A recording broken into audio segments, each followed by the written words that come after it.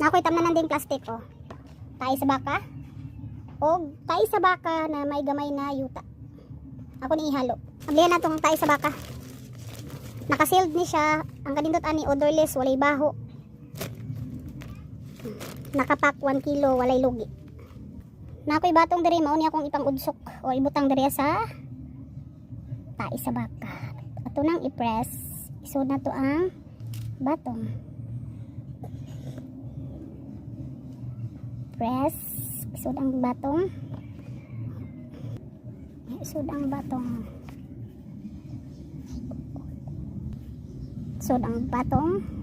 Nindot siya kay dali ra mo tubo ang imuhang kuan ani seeds kay humok ang yuta kay nani tayo sa baka og ang yuta nato ang soil. Press din butang ang batong. Gusto nga pod. So dali ra ni siya inig-transfer. Add og gamay nga tubig. Kamay lang gid kayo nga tubig.